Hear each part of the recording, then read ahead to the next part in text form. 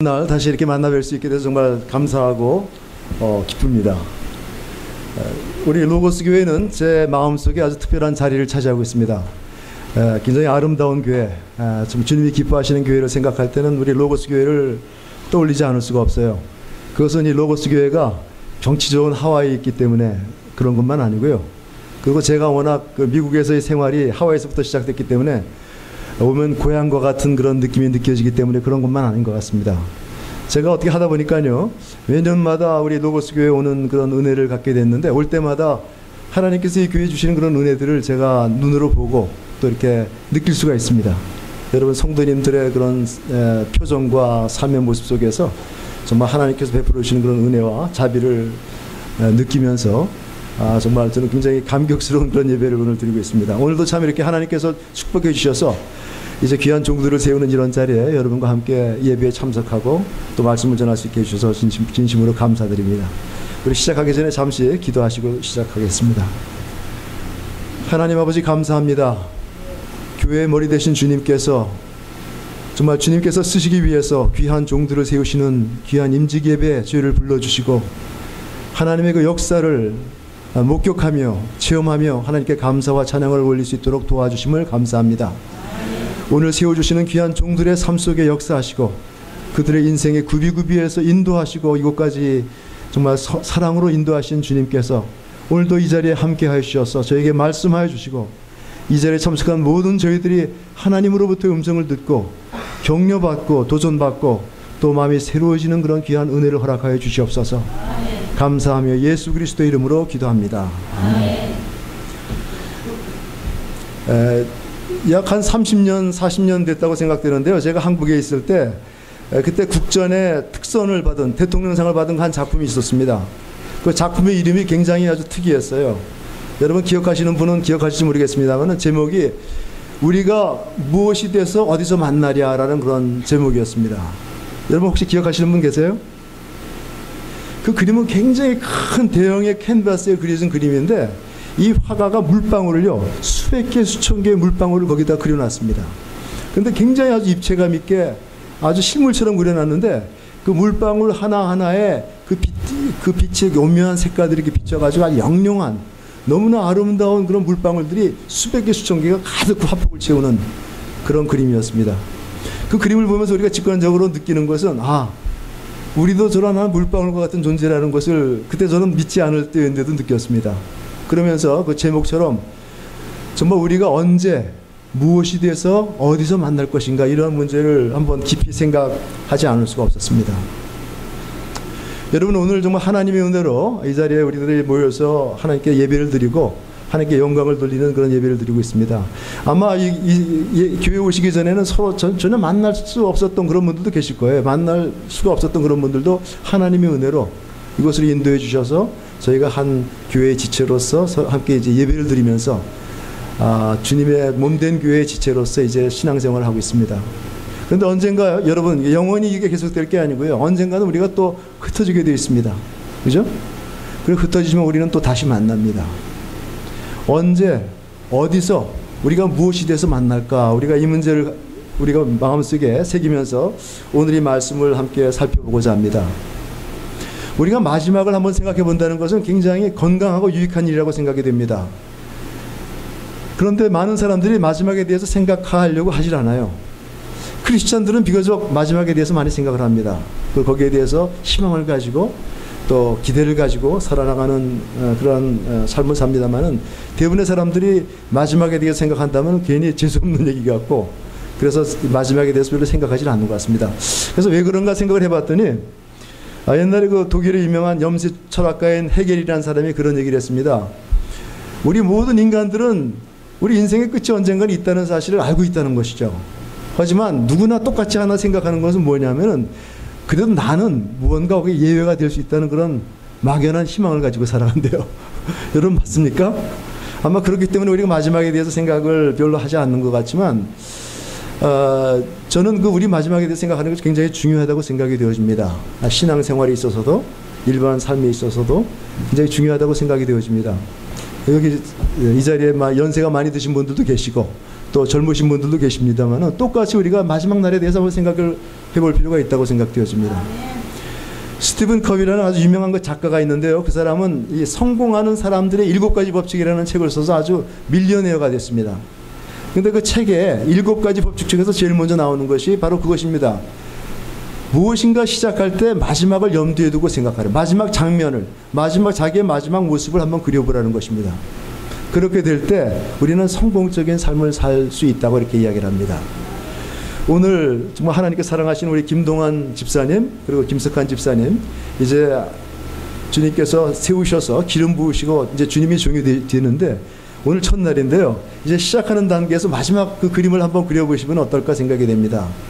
이제 영예스럽게 은퇴를 하셔서 정말 이 교회에 큰 덕을 끼치시고 정말 보람 있는 삶으로서 마무리를 하는 그런 모습들을 여러분 마음속에 그리시면서 이제 앞으로의 그 장로직과 집사직을 감당하시면은 굉장히 그 수월하게 정말 은혜스럽게 그 직분을 감당할 수 있지 않을까 이런 생각이 됩니다.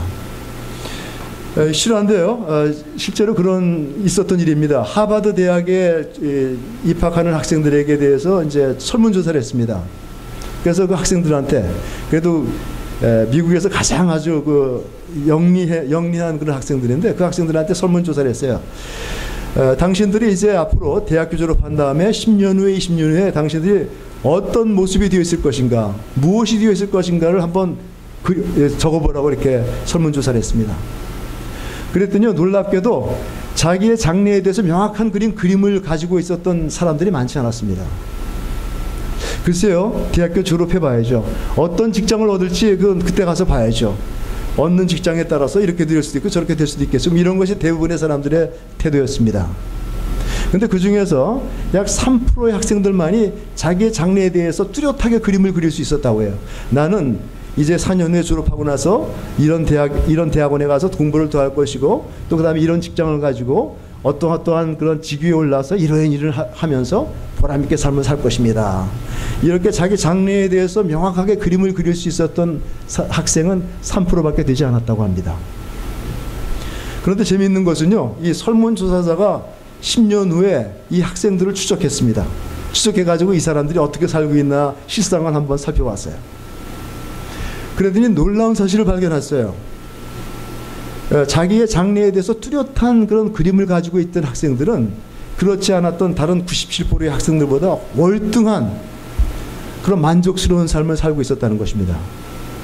우리가 뭐 대학교 졸업하고 나서 뭐 월급 많이 받는 것이 우리의 어떤 삶의 행복의 척도, 성공의 척도가 될 수는 없습니다만은 평균 소득을 조사해 보니까 10배 이상의 평균 학생들보다 10배 이상의 그런 소득 수준을 누릴 뿐만 아니라 그보다도 중요한 것은 자기 인생에 대해서 굉장히 보람을 느끼고 아주 기쁘고 신명나는 그런 삶을 살고 있었다는 것입니다.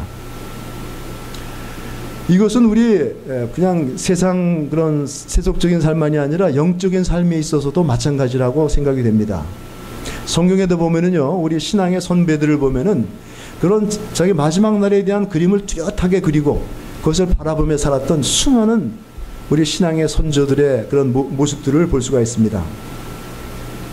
여러분, 히브리서 믿음의 장이라고 하는 히브리서 11장에 보면은 모세에 관한 이야기가 나옵니다. 그런데 뭐라고 이야기를 하냐면요, 그 사람이 인생을 짤막하게 한두 마디로 이야기를 하는데 그는 그리스도를 위해서 믿음으로 말미암아서 그 바로의 공주의 아들이라고 칭함을 거절하고 그리스도를 위해서 받는 그 능력과 고난을 기쁨으로 여겼다라고 이렇게 이야기를 합니다. 그 이유는 상 주실 것을 바라보았기 때문이라고 합니다.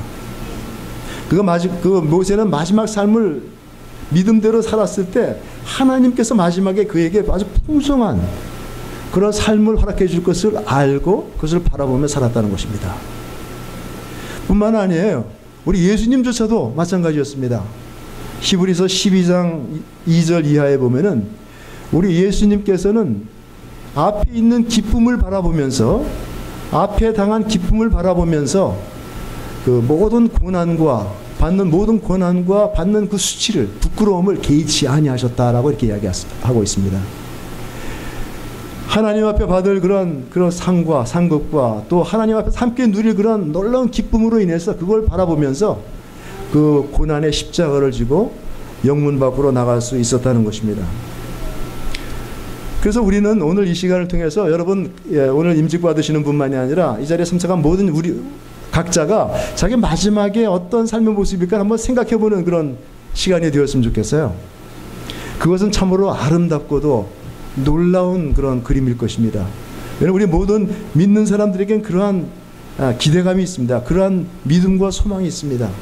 아까 제가 말씀드린 그 국전에서 정말 대통령상을 받았던 그 그림에 나오는 하나하나의 그 물방울처럼 아주 영롱하고도 아름다운 하나님의 완전한 영광을 그대로 우리 삶 속에 반영하는 그런 아름다운 삶의 모습이 될 것을 저희는 믿기 때문이죠. 그리고 또 히브리서 이제 13장에 보면 그런 말씀이 있습니다. 너희는 너희 앞서간 너희 신앙의 선배들을 바라보아라라고 말하면서 그들의 종말을 주위에서 보라라고 이야기합니다. 그들의 마지막 모습을 주위에서 보라고 그래요. 그러면서 거기서 보고 배우라라고 말합니다. 그래서 우리 아침에 우리 송호철 목사님을 통해서 성숙된 그런 신앙생활에 대해서 참 좋은 말씀 들었습니다만은 우리가 신앙생활을 잘할 수 있는 중요한 그런 비결 중에 하나가 우리 주위에 있는 다른 우리 신앙의 선배들로부터 배우는 것입니다. 특별히 그들의 삶의 마지막을 통해서 배우는 것입니다. 그들이 어떠한 모습으로 변화되었고 그들의 삶을 통해서 어떠한 일들을 이루었는가, 이것을 바라보고 거기서 격려받고 나아갈 때 우리는 정말 성숙한 그런 생활, 하나님께서 우리 삶에 원하시는 그러한 아름다운 신앙의 삶을 살 수가 있다는 것입니다. 그래서 오늘은 저희가 이 본문을 통해서 바울, 우리 신앙의 훌륭한 선배 중에 하나인 그 바울의 마지막 삶의 그 모습을 우리가 한번 좀 살펴보려고 그래요. 여러분 잘 아시는 바와 같이 디모데후서는 바울이 자기 인생의 제일 마지막 부분에 썼던 마지막 서신입니다. 그리고 오늘 저희들이 읽었던 부분은 디모데후서 중에서 제일 마지막 부분 4장 말씀이죠. 거기에 보면은 사사로운 부탁이라고 되어 있는 그 오늘 저희들이 읽은 부분에 보면은 정말 아주 사사로운 부탁이었어요. 자기 육신의 필요를 위해서 이것 필요하다고 친구에게 부탁하는, 디모데에게 부탁하는 그러한 서신 속에서 아주 그 바울의 인간적인 면, 있는 그대로의 그 진면목을 우리들에게 보여주는 것을 우리는 찾아볼 수가 있습니다. 그래서 오늘 우리 그 바울의 모습을 바라보면서 은혜를 받기를 원합니다. 바울의 마지막 모습을 바라보면서 거기서 교훈과 격려를 저들이 얻기를 원합니다.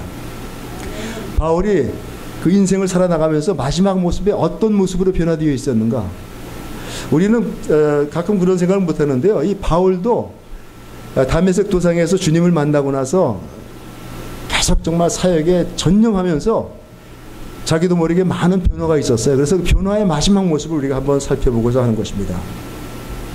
오늘 본문에 저희들이 함께 읽은 본문에 보니까 이렇게 시작이 됩니다. 너는 어서 속히 내게로 오라.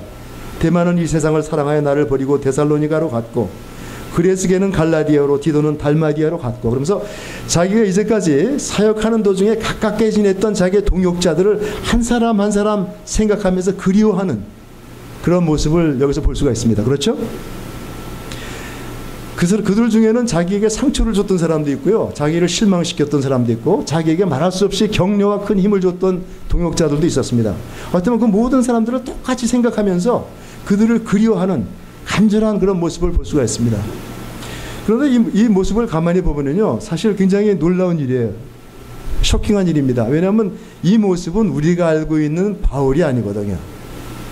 우리가 알고 있는 바울은 그저 오로지 주의 복음을 전하기 위해서 그저 100% 올인하는, 그 외에 모든 다른 것들은 개의치도 않고 신경 쓰지도 않고 오직 거기에만 전념해서 한 표대만 향해서 달려가는, 전력 두고 하는 그런 모습인데, 오늘 여기 나타난 바울의 모습은 굉장히 저희들에게 다른 바울의 일면을 보여줍니다.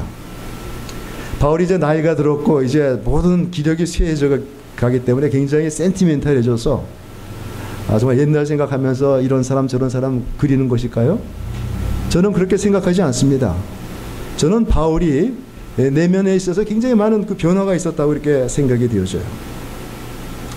그 사명만을 알고 사명밖에 모르던 그 사람이, 일밖에 모르던 그러한 사람이 일 중심이 아니라 사람 중심의 사람으로 변화된 그런 놀라운 사실을 우리는 여기서 발견할 수가 있습니다. 그리고 정말 사명을 위해서 그 의지가 불붙듯하던 그런 사람이 굉장히 감정적인, 정말 소프트해진 그러한 심성의 사람으로 변화된 모습을 우리는 살펴볼 수가 있습니다. 그러니까 예를 들어서 보면은 여기 마가에 관한 이야기가 나잖아요. 마가를 데리고 오라. 그는 나에게 유익하니라 라고 말합니다. 그런데 여러분 기억하시겠지만 마가가 어떤 사람입니까? 처음에 바울이 선교여행 갈 때 이제 바나바와 그 바울은 그 마가라는 젊은이를 데려가길 원했습니다. 왜냐하면 바나바가 무겨가지고요. 바나바가 자기의 조카인 그 마가를 데리고 가길 원했어요. 그래서 인턴으로서 좀 훈련시키려고, 선교사로 훈련시키기 위해서 마가라는 젊은이를 데려가길 원했습니다. 그래서 바울도 거기에 동일해서 같이 이제 셋이서 선교여행을 떠났는데, 선교여행을 계속 떠나면서 아주 그 바울한테 분통 터지는 일들이 계속해서 발생했어요. 그것은 바로 마가 때문이었습니다. 왜냐하면 마가가 너무나 이렇게 어려가지고 아주 철이 없어가지고 이 바울을 굉장히 많이 실망시켰을 뿐만 아니라 이 선교하는데 전혀 도움을 주지 못했어요. 그래서 아주 그거 가지고 굉장히 바울이 고민하는 그런 모습들이 많이 나타납니다. 그래서 끝날 때에는 정말 이제 속 시원하게 이제 끝났다고 하면서 그 다음에 2차 선교여행 갈 때는 바나바가 그렇게 마가를 데리고 가자 하는데 바울은 결코 데리고 갈 수 없다고 이야기를 합니다. 전혀 쓸모없는 인간 뭐하러 데리고 가느냐라고 이렇게 얘기를 하면서 그 마가를 데려가지 않으려고 하는 그런 모습을 봅니다. 그래서 그것 때문에 바울과 바나바가 아주 크게 싸웠지 않습니까? 성경에 보면은 이 교회 이야기가 나오면서 아주 크게 싸운 이야기가 제일 먼저 나오는 것이 바로 바나바와 바울의 그런 싸움입니다. 마가 때문에 있었던 일이에요.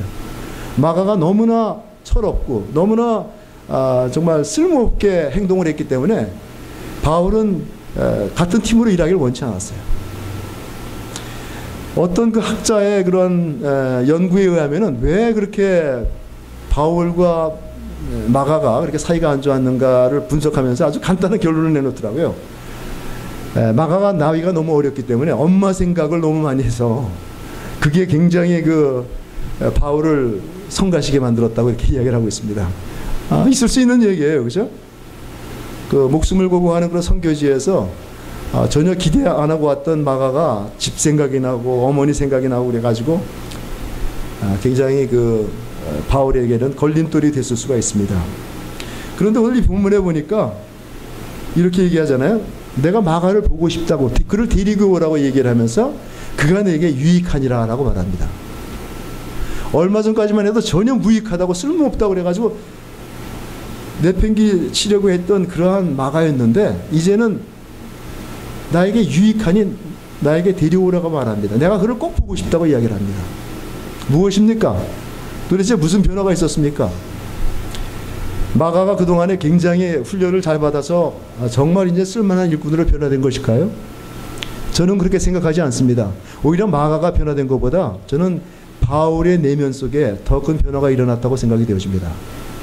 그래서 부족했던 마가도 이제 있는 그대로 받아들이고 정말 그를 용서로서 품을 수 있는 그런 바울이 되어졌다는 사실을 우리는 여기서 깨달을 수가 있어요. 왜냐하면 이제 여러분 쭉 읽어보시면 알겠지만 자기에게 실망을 주고 자기에게 정말 도움이 되지 않고 오히려 자기를 반대했던 그런 사람들까지 보고 싶다고 하고 만나고 싶다고 하고 다시 결합되기를 원하는 그러한 바울의 모습 속에서 그는 이제 모든 사람들을 관용으로 받아들이고 용서하고 정말 그들을 사랑하는 그런 바울의 모습을 볼 수가 있는 것입니다. 여러분 동의하세요? 이것이 바울에게 일어난 가장 큰 그러한 변화 중에 하나였다고 생각이 되어집니다. 일 중심의 사람으로부터 사람 중심 사람으로 변화된 것입니다.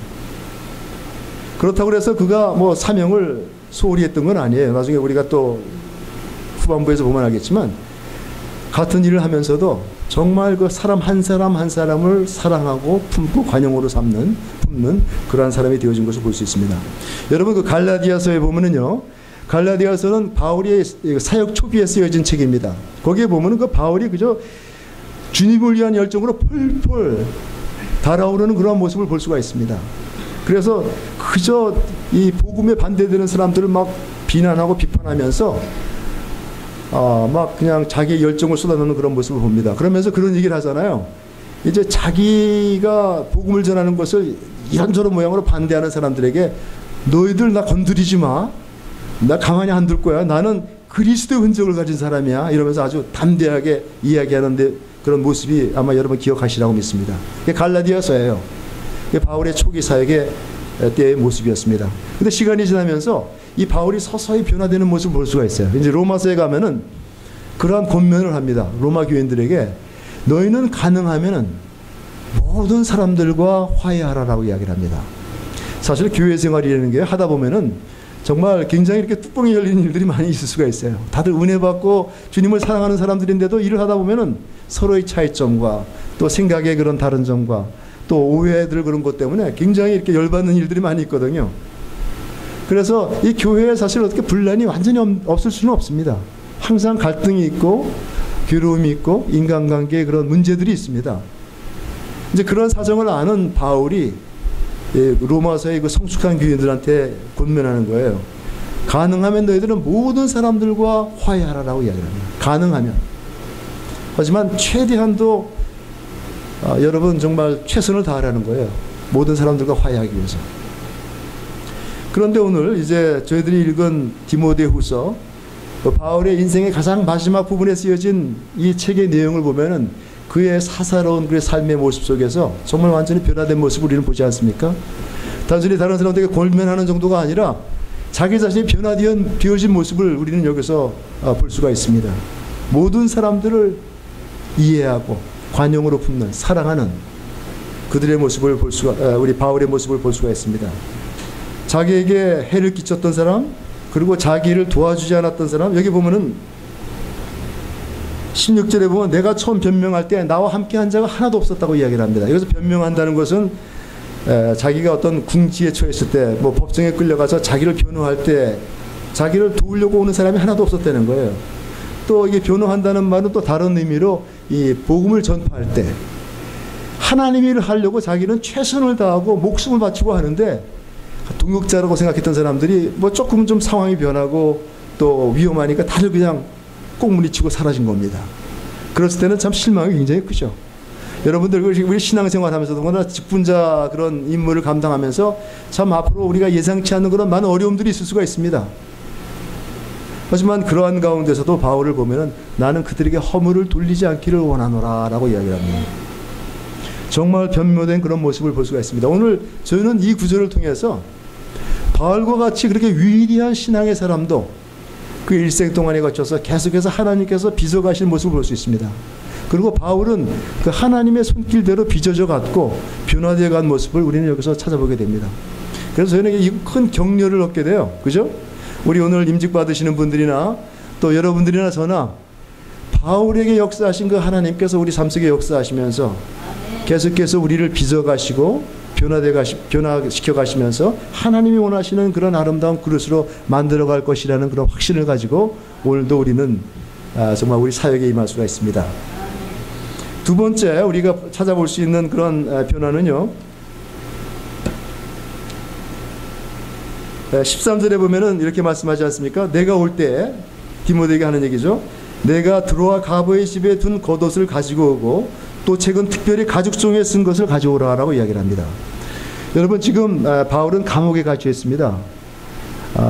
정말 주님을 위해서 온 몸을 바치고 온 생애를 바친 그 사람이 지금 감옥에서 아주 처량한 노인이 되어서 이제 언제 앞으로 어떻게 될지도 모르는 불확실한 상황 속에서 하루하루 지내고 있어요.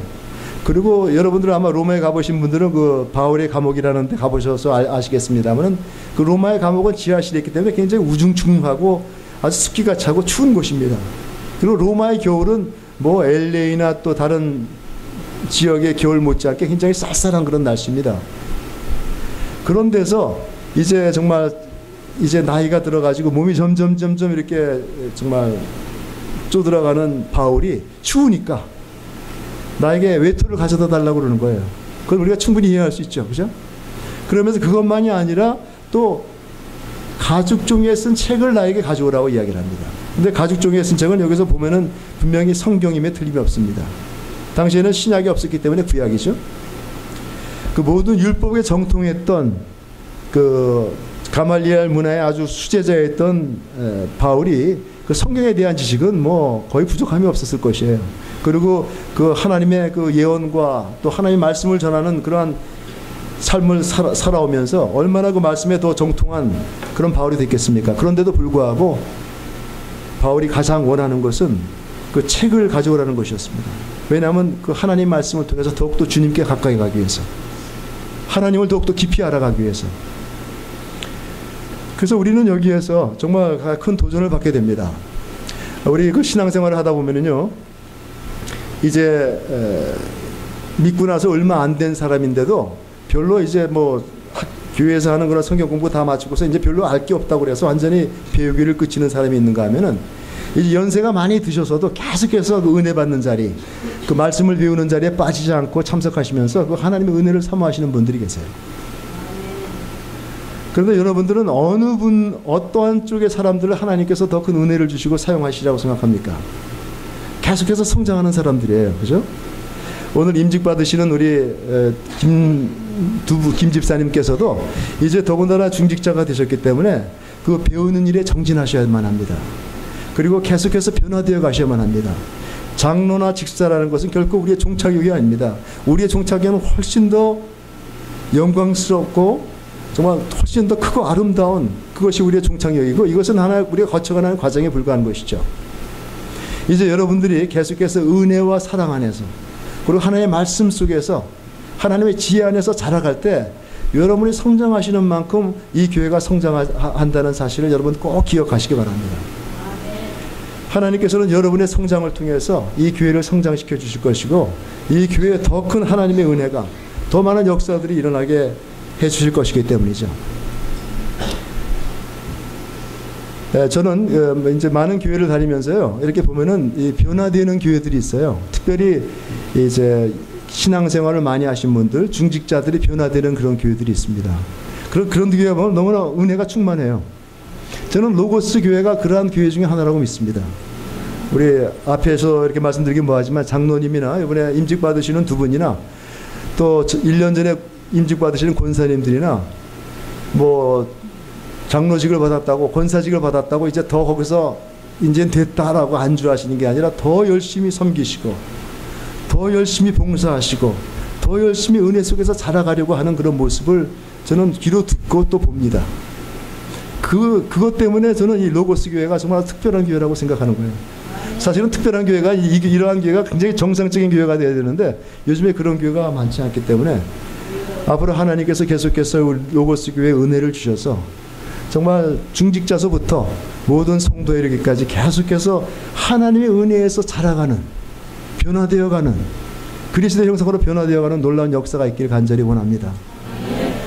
우리가 장로가 되고 나서, 집사가 되고 나서, 권사가 되고 나서 이제 주인이 됐다고 생각해서 그저 가만히 앉아 있는다고 한다면 그것은 변화가 아니라 변질이죠. 종으로서 부림을 받았는데 주인 행세를 하려고 한다면 변질입니다. 우리가 여기서 얘기하는 것은 변화예요. 저는 하나님께서 우리의 삶 속에 원하시는 것은 변화라고 믿습니다. 이 땅 위에 어떤 땅 위가 우리의 그 종착역이 아니라 이 마지막 날의 그러한 그림을 바라보면서 부단히 노력하시고 성장하시고 정말 은혜 충만하신 여러분들과 제가 되기를 간절히 바랍니다. 이제 마지막으로요, 17절에 보면 바울이 이런 이야기를 합니다. 주께서 내 곁에 서서 나에게 힘을 주심은 나로 말미암아 선포된 말씀이 온전히 전파되어 모든 이방인들이 듣게 하려 하심이니. 여러분 생각해 보세요. 지금 바울은 감옥에 갇혀 있어요. 그렇게 자기가 원하는 복음을 전하는 일을 할 수가 없습니다. 수족이 다 결박되어 있기 때문에. 그런데도 여기서 뭐라고 이야기를 하죠? 주께서 내 곁에 서서 나에게 힘을 주심은 나로 말미암아 전파된 복음이 온 민족에게 듣게 하려 하심이라 라고 이렇게 이야기하고 있습니다. 이것이 바울이 사역 초창기 때와 지금 현재 마지막 때에 변화된 모습 중에 하나예요. 예전에는 자기의 열심으로 정말 하나님의 소명을 내가 목숨을 다해 바치면서 그것을 하겠다고 열성을 내서 올인하던 그러한 바울이 이제는요, 지나고 나서 보니까 내가 한 게 아니로구나. 내 안에서 역사하신 성령님께서, 하나님께서 이루신 일이로구나. 그분은 지금도 살아계시고 나와 함께 하시면서 그 일을 계속 이뤄나가시는 분임을 깨닫고 인정하는 그러한 내용이 여기 나와 있는 것을 볼 수가 있습니다. 여러분 오늘 아침에 우리 송호철 목사님이 말씀하실 때 그런 얘기를 했죠. 어떤 그 신학자가 여러분의 인생에 있어서 가장 행복한 순간은 바로 하나님께서 여러분에게 주신 소명이 무엇인가를 깨닫는 그날이라. 여러분도 그 말을 얼마나 실감 있게 들으셨는지 모르겠습니다. 그런데요, 정말 하나님께서 여러분에게 주신 소명이 있어요. 오늘 임직 받으시는 분 아니라 한 분 한 분에 대한 그런 소명이 있습니다. 그것은 바로 하나님께서 여러분을 만드셨을 때, 하나님께서 여러분을 이 세상으로 부르셨을 때 하나님의 꿈이 있었다는 것입니다. 여러분을 통해서 하나님께서 이루시고자 하던 그런 꿈이 있었습니다. 그것이 바로 소명이죠. 우리가 그것을 발견한 사람은 바로 소명을 발견한 사람입니다. 이 자리에 앉아 계신 모든 여러분들은 그러한 여러분을 향한 주님의 꿈을 발견하는 여러분들이 되시길 간절히 바랍니다. 그것이 여러분의 소명입니다. 우리가 주님의 꿈을 발견할 때 그 꿈대로 우리가 순종해서 살아가면 소명대로 살아가는 것이에요. 바울에게 있어서는 이방인에게 복음을 전하는 것, 이것이 그의 소명이었습니다. 근데요, 우리가 소명이라고 생각하면은 뭐 목사님이나 선교사님처럼 아프리카에 가서 복음을 전해라, 또 뭐 저 공산 국가에 가서 중국에 가서 뭐 교회를 세워라, 이런 거라고 생각하는데 그렇지 않습니다. 다 각자에게 주신 독특한 그런 소명이 있어요. 하나님의 독특한 꿈이 있습니다. 어떤 분에게는요, 우리의 자녀들을 정말 하나님이 기뻐하시는 그런 경건한 자녀로 길러야 되겠다, 이것이 그 소명이 될 수도 있고요. 또 어떤 분은 우리 교회에 오는 그 어린아이들의 그 영혼들을 잘 돌보아서 그들이 앞으로 좋은 신앙생활에, 신앙의 훌륭한 위인들이 될 수 있도록 내가 내 자신의 삶과 인생을 드리겠노라 라고 하면은 그게 소명이 되는 것입니다. 또 어떤 분은 그래서 막연하게 정말 교회에 와서 사람들이 즐겁게 지내는 거 보면 너무나 좋아서 이제 그들을 섬기기 위해서 부엌에서 음식을 만들고 정성껏 만들어서 그들을 섬기고 그들이 음식을 먹고 아주 즐거워하면서 아름다운 교제로서 정말 이 땅 위에 천국을 이뤄나가는 그런 모습을 보면서 말할 수 없는 기쁨을 누리는 그런 분들도 계세요. 그런 분들은 그의 소명이 바로 부엌에서 다른 사람들을 섬기는 일일 수가 있습니다. 하나님에게는 그런 작은 것이나 우리에게 작게 보이는 것이나 큰 것이나 전혀 차이가 없습니다. 다 하나님께 귀한 것입니다. 하나님께서 정말 한 문화의 그런 종이나 한 그런 달란트나 세 달란트의 종이나 똑같이 칭찬하시고 똑같이 기대하셨던 것처럼 하나님께서 우리를 향해 가지고 계신 그 꿈을 발견하시고 그 꿈을 이뤄내시는 여러분과 저기를 간절히 바랍니다. 여러분이 이때 일단 그 소명에 헌신하시고만 나면요, 바울이 했던 똑같은 고백을 할 수 있습니다. 하나님께서 여러분의 곁에 함께 계시면서 여러분으로 하여금 그 하나님의 그 소명을, 꿈을 이루게 하시는 하나님을 여러분의 삶에서 분명히 발견하게 되실 것을 믿습니다. 아멘. 여러분 아멘 하시는 분들 많은 거 보니까 아직 이거는 희망이 있습니다. 생각해 보세요. 여러분 한 분 한 분이 정말 하나님의 꿈을 발견하시고 그대로 살아간다고 한다면은 여기에 뭐 핵폭탄 터진 거나 마찬가지예요. 놀라운 그런 에너지가, 놀라운 역사가 이 교회를 통해서 일어날 것입니다. 아멘. 저희 말씀을 마무리 짓도록 하겠습니다. 풀로 신학교의 그 리더십의 유명한 그런 그 대가인 빌 클린턴이라는 교수가 있어요. 이제 그분은 이 성경을 통해서 이 성경에 나타난 모든 위인들의 그런 삶을 조사했습니다. 근데 놀라운 사실을 발견했는데요, 이 끝을 잘 맺는 그러한 사람이 많지 않았어요. 이 성경에 나온 그 위인들을 보더라도요, 약 한 40% 정도가 끝을 잘 맺는 그런 사람들이었습니다. 그리고 그분은 또 우리 그 교회에서 잘 알려지고 있는 그 유명한 금세기의 그런 신앙의 위인들, 그 사람들의 삶을 또 조사했어요. 그랬는데 마찬가지로 끝을 잘 맺는 사람이 생각보다 많지 않았다는 겁니다. 우리가 보기엔 굉장히 믿음이 좋고 커다란 그런 위협들을 다정한 사람들인데도 불구하고 끝을 잘 맺는 사람이 많지 않았어요. 여러분 그 성경에 보면은 끝을 잘 맺지 않았던 사람이 어떤 예가 있습니까? 솔로몬 같은 사람은 끝을 잘 맺지 못했죠. 그죠? 끝을 잘 맺는 사람은 어떤 사람이었나요? 왜 이렇게 갑자기 조용히 계십니까? 뭐 여러분 다 알고 계시는데, 끝을 잘 맺는 사람, 끝을 잘 맺지 못하는 사람들, 성경에 수많은 사람들이 나와 있습니다. 우리도 마찬가지예요. 이 자리에 앉아 계신 분들 중에서도 끝을 잘 맺는 분이 계실 것이고 끝을 잘 맺지 못하는 분들이 계실 거예요. 그런데요, 끝을 잘 맺는 건 굉장히 중요합니다. 왜냐하면 우리 사실 크리스천들은 마지막을 위해서 살아가는 사람이거든요. 우리는 분명히 클라이막스가 있다고 믿거든요. 이 세상 사람들은 끝에 대해서 별로 생각을 안 합니다. 왜냐하면 돼봐야 안 되는 거예요. 하지만 우리는 그렇지 않지 않습니까? 우리는 끝 마지막 부분에 어떠한 일이 일어날 것을 하나님의 말씀을 통해서 깨닫고 성령의 도움으로 깨달은 사람들이기 때문에 이 끝을 잘 맺는다는 것이 굉장히 중요하지 않습니까? 끝을 잘 맺기 위해서 우리는 우리의 마지막 그림을 그려야 한다는 것이죠. 하나님께서 나에게 어떠한 모습을 원하시는가, 어떠한 사람이 되기를 원하시는가, 우리가 어떠한 존재가 되어야 되는가, 이것을 마음속에 그리고 이 그림대로 살아가는 모습이 굉장히 중요하다는 것입니다. 그러면서 그 클린턴 교수는 이렇게 끝을 맺습니다. 우리가 끝을 잘 맺는 삶을 살아나가기 위해서 세 가지가 필요하다고 이렇게 이야기를 합니다. 첫 번째는 처음에 시작할 때보다 끝날 때 더욱더 주님을 뜨겁게 사랑하는 사람. 이 사람이 끝을 잘 맺는 사람이라는 거예요. 끝을 잘 맺는 사람의 정의입니다. 여러분, 끝을 잘 맺는 사람이 되기 위해서는 여러분이 처음 은혜 받았을 때 그때 그 감격과 감사와 열정보다 지금 더 주님을 뜨겁게 사랑해야만 합니다. 만약에 지금 그렇지 않다고 하다면은요, 우리가 회개하고 빨리 회복해야 돼요. 주님에 대한 사랑을 회복해야 돼요. 그것을 위해서 기도해야만 합니다. 그리고 또 두 번째로는요, 처음에 시작했을 때보다 끝날 때 더욱더 주님의 백성들을 뜨겁게 사랑하는 사람. 우리는 완전하게 사랑할 수 없어요. 하지만 모든 게 상대적입니다. 처음에 교회 왔을 때 참 좋다. 사람들이 나에게 친절하게 되니까 참 좋고, 은혜를 받으니까 모든 사람들이 다 아름답게 보이고 정말 사랑스러워 보이고, 그때의 감격과 그때의 그러한 열정을 우리가 다시 한번 회복해야 된다는 것입니다. 신앙생활 하다 보니까 서로 부닥치면서 그동안에 상처받았던 것들, 또 섭섭했던 것들, 그런 것들 이제 하나씩 내려놓고 정말 다시 한번 옆에 있는 우리의 믿음의 형제 자매들을 새롭게 사랑하는 우리들이 되어야만 합니다. 이것이 하나님이 원하시는 것이에요. 그리고 끝을 잘 맺기 위해서 꼭 필요한 것입니다. 우리 자신을 다시 한번 되돌아보면서 정말 처음에 내가 은혜 받았을 때 사랑했던 것보다 더 이 사람들을 뜨겁게 사랑하겠다는 그런 결단을 하실 때 성령님께서 여러분의 삶에 함께 하시고 정말 그런 사랑하는 마음을 주시고 용서하는 마음을 주시고 정말 끝을 잘 맺는 여러분의 삶이 되게 하실 것을 믿습니다.